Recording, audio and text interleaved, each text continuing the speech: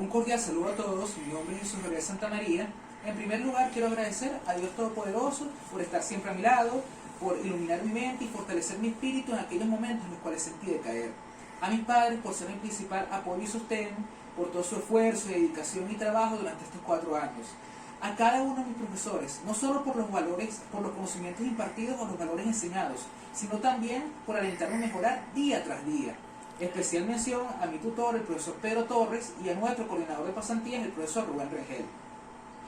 A todos mis compañeros, a todos mis compañeros por los momentos vividos y compartidos, en especial a mis grandes amigos. Y por último, y no menos importante, a la Universidad Gran Mariscal de Ayacucho por albergarme en su recinto a lo largo de mi carrera y permitirme crecer desde el punto de vista profesional, académico y personal. Muchas gracias. A continuación procederé con la realización de mi defensa del trabajo de investigación monográfico que lleva por título Análisis del pensamiento económico en el constitucionalismo venezolano.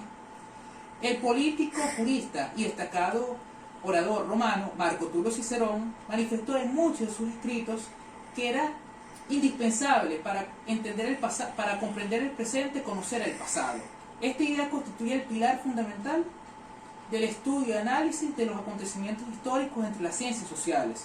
No obstante, también la podemos aplicar desde un punto de vista teórico para comprender que muchas de las leyes, axiomas o valores que son universalmente aceptados hoy en día tienen su origen en las enormes contribuciones que realizaron siglos, décadas o incluso milenios atrás grandes personajes.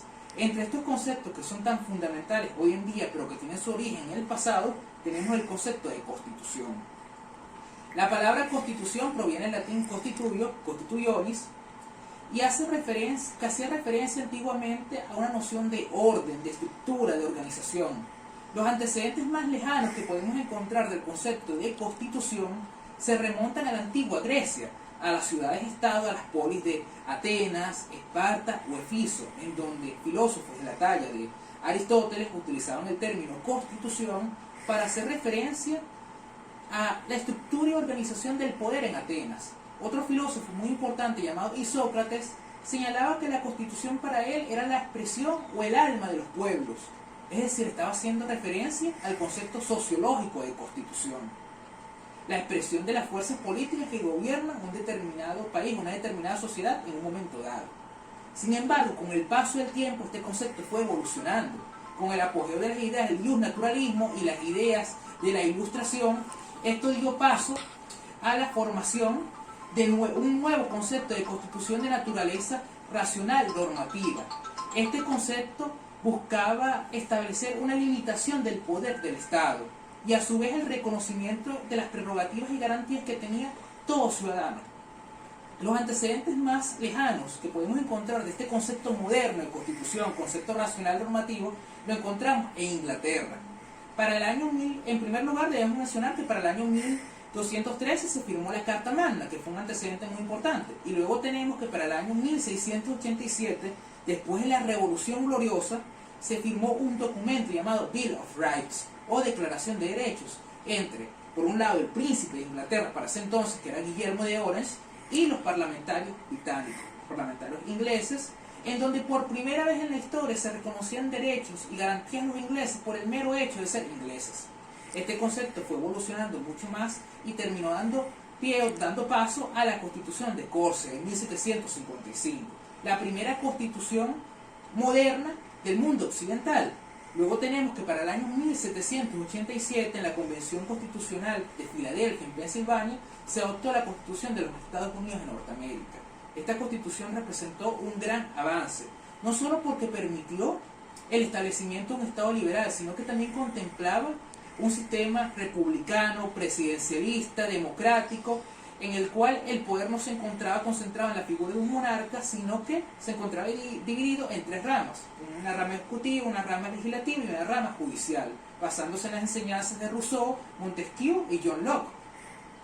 No obstante, a pesar de los grandes avances que significó el Estado liberal en materia de economía, política y desarrollo social, grandes poblaciones protestaron y demandaron a finales del siglo XIX un rol más activo del Estado en la economía, con el objetivo de reducir la pobreza y mejorar la calidad de vida de la población.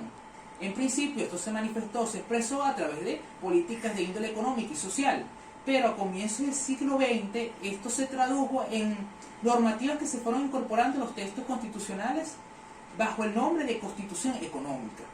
El primer texto constitucional que la introdujo fue la Constitución de Querétaro en 1917 en México, y luego tenemos la Constitución de Weimar en 1919 en Europa, Alemania. Entonces, ¿qué es la Constitución Económica? La Constitución Económica no es más que un conjunto de normas, de regulaciones, que buscan proporcionar el marco jurídico fundamental para el desarrollo y la estructura de la actividad económica. La Constitución Económica no se encarga únicamente de consagrar derechos o libertades económicas, no. También busca establecer una serie de principios básicos que regirán el régimen económico, y a su vez también señalar o definir el ámbito de participación o la esfera de influencia e intervención del Estado en la economía. Otra característica muy importante del concepto de Constitución Económica es el de neutralidad, es decir, la Constitución Económica no se encarga de implementar o adoptar un determinado modelo o ideología, sino que busca darle libertad a los legisladores y al gobierno para que ellos puedan implementar las medidas que consideren necesarias según el momento y el país. Los antecedentes más lejanos que podemos encontrar en materia doméstica, en materia nacional, de la Constitución Económica, tenemos que remontarnos a las constituciones del siglo XIX. En primer lugar, la Constitución de 1811, la primera Constitución de Venezuela, que adoptó un sistema económico basado en 3 principios básicos: el derecho a la propiedad privada, el bien común y la libertad de empresa, de industria. Esta constitución fue muy importante porque fue la primera constitución en la historia de Venezuela y de Iberoamérica. Luego tenemos la Constitución de 1819, que fue muy similar a su predecesora, pero se diferenció en 2 aspectos importantes. Primero, estableció limitaciones al régimen de propiedad privada, y luego, posteriormente, establecieron un régimen equitativo y proporcional de las cargas públicas. Luego tenemos la Constitución de 1830, que fue también estuvo en la misma línea de sus predecesoras, pero se destacó por implementar o por consolidar el régimen liberal, dándole un impulso al desarrollo de la actividad privada en Venezuela para ese entonces. Luego tenemos las constituciones de 1864, las constituciones gumancistas, pero que realmente no cambiaron en lo esencial y se encargaron de mantener estos 3 principios básicos que caracterizaban las constituciones anteriores. Luego tenemos que entre el siglo XX, en el siglo XX sí se produjeron cambios drásticos en materia de orden económico.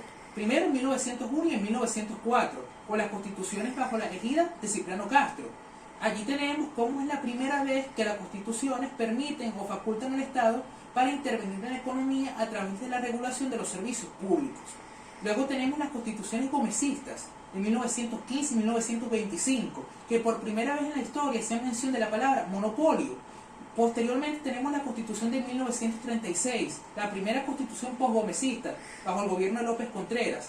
Allí se estableció por primera vez limitaciones a la adquisición y transferencia de propiedad privada, y también limitaciones al régimen al derecho a la libertad de industria y de empresas por motivos de orden público, buenas costumbres o moral. Posteriormente entramos a la era de las constituciones económicas en Venezuela, con la entrada en vigencia de la Constitución de 1947. Esta se puede decir que es la primera constitución en la historia de Venezuela que incluye toda una sección que regule el régimen económico. Tenemos aquí, vemos en todo su esplendor el Estado planificador, el Estado regulador, el Estado promotor, el Estado que se encarga de promover el desarrollo nacional con el objetivo de mejorar la calidad de vida de la población. Aquí también se contempla un Consejo Nacional que se encargará de regular, no de regular la economía, sino de supervisarla. Esto lo observamos en los artículos 65 al 75 de esta Carta Magna.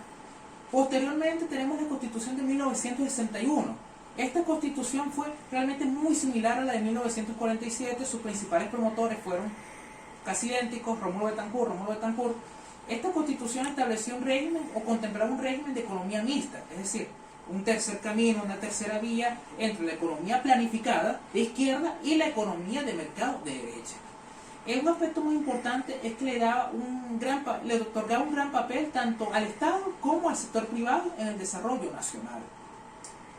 Ahora sí entramos en la Constitución vigente, en la Constitución del año 1999. Esta establece o encontramos plasmada su Constitución económica en los artículos del 299 al 321.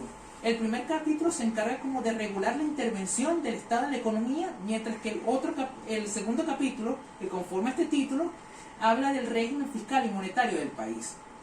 Es menester mencionar el artículo 299 de la Carta Magna. Este artículo establece como principio fundamental del régimen económico la libertad, la democracia, la justicia social, la sustentabilidad, la soberanía, la protección al medio ambiente y la solidaridad. Luego tenemos el artículo 301 de la Constitución. Este artículo hace referencia a que el Estado se reserva la política comercial, es decir, la implementación de subvenciones, cupos, etcétera, para defender la industria nacional.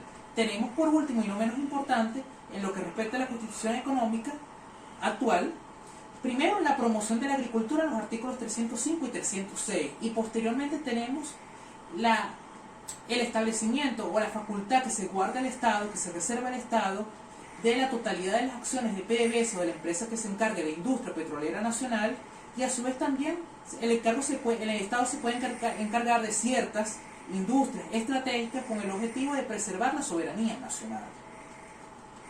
Entonces, en conclusión, tenemos que la Constitución económica sin duda alguna ha marcado un hito en la historia del constitucionalismo moderno.